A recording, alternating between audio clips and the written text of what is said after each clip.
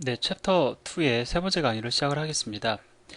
이번에는 실수 표현 방식에 대해서 여러분들에게 말씀을 드리려고 하는데, 이것을 통해서 제가 내리고자 하는 결론, 가장 중요한 결론은 실수는 오차를 동반한다라는 것을 여러분들에게 말씀을 드리고 싶은 겁니다. 이것도 실수는 오차가 있습니다. 뭐 실수를 계산하는 것뿐만이 아니라 표현하는 과정에서도 오차가 발생합니다라고 그냥 말씀을 드리고 끝내면은 매우 아쉽기 때문에 왜 오차가 발생하는지를 제가 조금 늘려서 지금 설명하고 있는 겁니다. 자, 그러면 왜 오차가 존재할 수밖에 없는지 한번 얘기를 해보도록 하죠. 자, 들어가기에 앞서 제가 그냥 다 정리하고 들어가겠습니다. 예를 들어서 2비트가 있다고 가정을 하겠습니다. 이 2비트를 가지고 여러분들은 정수 몇 개를 표현할 수 있겠습니까? 뭐 이건 여러분과 제가 다른 게 아니죠. 2비트를 가지고 표현할 수 있는 것은 00, 01, 10, 11이니까 총 4개의 정수만이 표현이 가능합니다. 그럼 뭐 예를 들어서 1과 2와 3과 4를 표현을 하겠다라고 하면은 뭐 얘를 1로 표현하고 얘를 2로 표현하고 얘를 3으로 표현하고 얘를 4로 표현하면 되겠죠. 사실상 얘는 0, 1, 2, 3, 4이긴 하지만 어쨌든 4개의 정수를 표현할 수 있다는 걸 제가 지금 말씀을 드리려고 하는 겁니다. 자, 그러면 이 2개의 비트를 가지고 실수를 표현을 한다라고 했을 때 실수 몇 개를 표현할 수 있을까요? 뭐 몇 개, 개수는 달라질 게 없죠. 어차피 00, 01, 10, 11이 다니까 실수를 4개밖에 표현을 못 할 겁니다. 그럼 한번 4개 표현을 해볼까요? 뭐 실수 한 4개 제가 임의로 찍어 보겠습니다. 자, 뭐 1.1, 1.2, 1.3, 1.4. 그래서 뭐 00는 1.1, 01은 1.2, 그 다음에 10는 1.3, 11은 1.4. 뭐 이렇게 약속을 해 놓으면 4개의 실수를 표현할 수 있을 겁니다. 근데 사실 이건 상당히 부족한 것이죠. 왜냐하면 정수는 1과 2 사이에 정수가 없어요. 근데 1.1과 1.2 사이에만 해도 무한대의 실수가 존재합니다. 그렇기 때문에 이거는 구조적으로 실수를 완벽히 표현한다는 것은 불가능한 겁니다. 뭐 1000바이트, 2000바이트, 1기가를 가져다 써도 1기가를 다 동원을 해도 0.0과 1, 뭐, 예, 1.1과 1.2 사이에 존재하는 모든 실수를 표현할 수가 없다는 것이죠. 어떤 그 메모리 공간이 있어도 이것조차 표현이 불가능합니다. 그러니까 구조적으로 실수는 완벽한 표현이 불가능한 그러한 수다라고 우리가 결론을 내릴 수밖에 없는 것이죠. 자, 그럼 답이 무엇이겠습니까? 우리가 실제로 필요로 하는 실수는 너무나도 많습니다. 뭐 어떤 프로그램에서 1.3710242가 필요할 거고 또 어떤 프로그램에서는 0.00274866 뭐 무수히 많은 어떠한 그 무한대의 실수들을 갖다가 필요로 한다고 하면서 요구할 거라고요. 이거 어떻게 다 수용합니까? 완벽히 수용하는 것이 불가능하죠. 결론은 뭐냐면 완벽히 수용하는 것이 불가능하기 때문에 방법은 하나밖에 없습니다. 근사치를 갖다가 사용하는 수밖에 없다는 거예요. 예, 이거는 뭐 어떤 좋은 솔루션이다, 어떤 그 실수를 표현하기 위한 좋은 모델이다, 이게 아니고요. 이것밖에 방법이 없는 겁니다. 실수라는 것은 무한대로 존재하는 거기 때문에. 자, 그래서 자, 이미 결론이 나왔습니다. 실수를 표현하는 데 있어서 이것은 자바의 특징이 아니고요. 모든 컴퓨터 관련된 영역에서는 실수 표현에서 오차가 존재하지 않을 수 없다라는 겁니다. 기본 연산 방식은. 자, 물론 자바는 그런 어떤 오차의 문제를 갖다가 극복하기 위한 다양한 방법을 또 이제 제공을 하고 그것을 우리가 책 뒤에서 이제 후반부 쪽에서 이제 좀 간단히 살펴볼 텐데요. 일단 그것은 어떤 별도의 다른 방법을 동원을 한 것이고 그런 어떤 별도의 다른 방법을 취했기 때문에 또 그만한 어떤 리소스 소모가 등장을 하는 거고요. 기본적인 연산에 있어서 연산이 아니더라도 실수는 표현 그 자체로만으로도 오차가 존재할 수밖에 없는 구조입니다.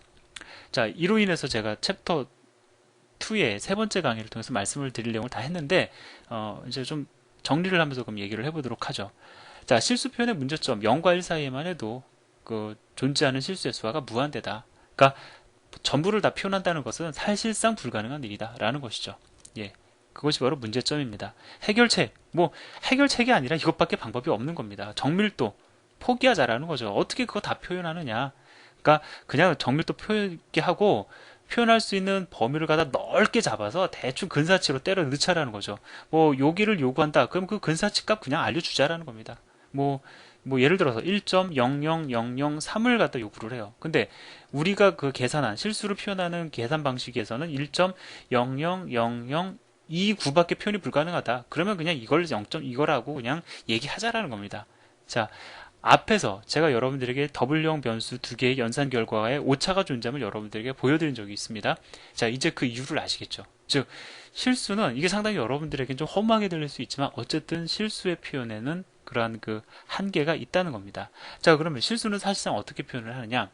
자, 실수 표현은 이거 상당한 그 문제였어요. 그래서 이것을 해결하기 위해서 아예 표준화시켰습니다. 그러니까 뭐 i3이라고 해가지고 여러분들 아시는 분들은 많이 아실 겁니다. 여기 754 표준에 보면 지금 그 제가 오타로 745로 되어 있는데 이거는 제가 정정을 하겠습니다.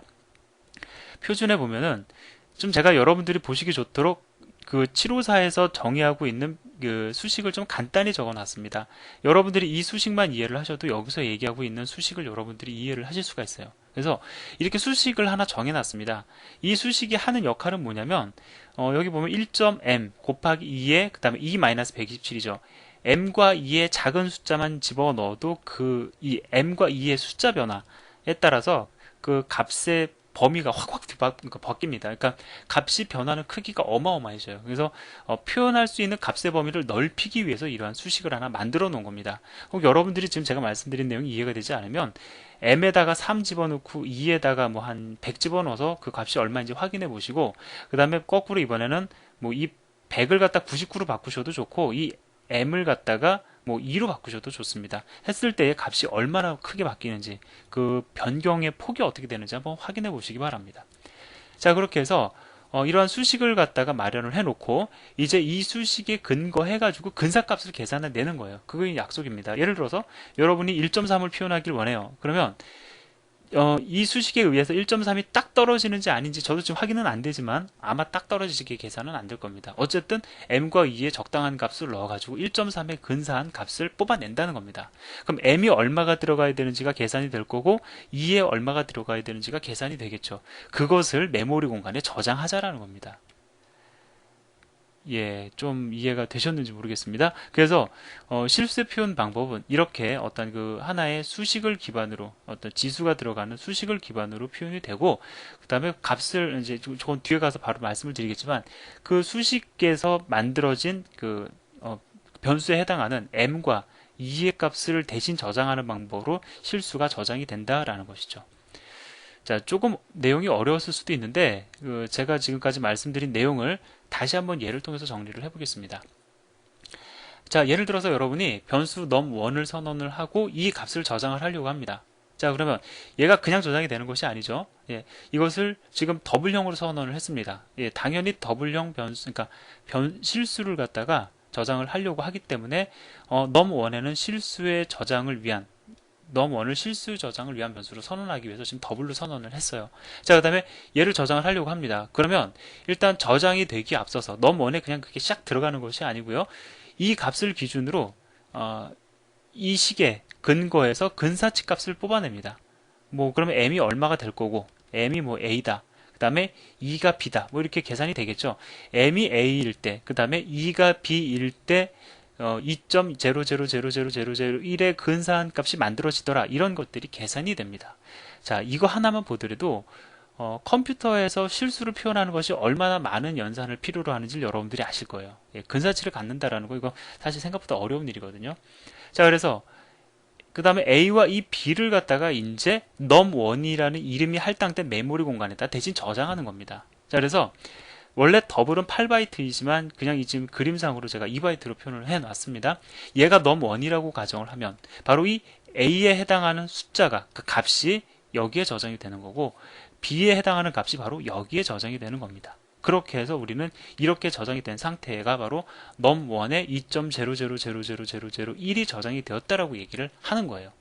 자, 그러면 num2에 있는 값을 예를 들어 출력한다. 그럼 num2라는 메모리 그 이름이 붙어있는 메모리 공간에서 내가 값을 읽어와야 되죠. 그럼 읽어오는 순서는 어떻게 되느냐? 역순입니다. 읽을 때는 오히려 좀 빠릅니다. 자, 보시면 m이 얼마다, 2가 얼마다 이걸 가져와서 어디다 집어넣냐면은 이 식에다 집어넣습니다. 그러면 m이 얼마이고 2가 얼마인지를 넣어 보면은 그 계산 결과가 나오겠죠. 그 계산 결과를 참조하게 되는 겁니다. 즉 실수의 저장과 참조는 역순의 형태를 이루어지고 그 사이에는 이러한 수식이 존재한다. 이것을 여러분들이 반드시 기억을 하셨으면 좋겠습니다. 물론 이거 기억 못하셔도 오차가 존재하는 이유만 여러분들이 기억을 하셔도 큰 의미가 있습니다. 이 정도로 말씀을 드리려고 합니다. 자, 이렇게 해서 실수 표현 방법, 그 다음에 정수 표현 방법에 대해서 말씀을 드렸고, 일단 그 둘의 표현 방식이 다르다라는 거 여러분들이 이해를 하셨고요.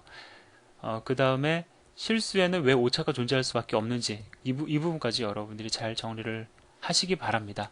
자, 그럼 다음 시간에 챕터 2의 마지막 강의를 진행하겠습니다. 감사합니다.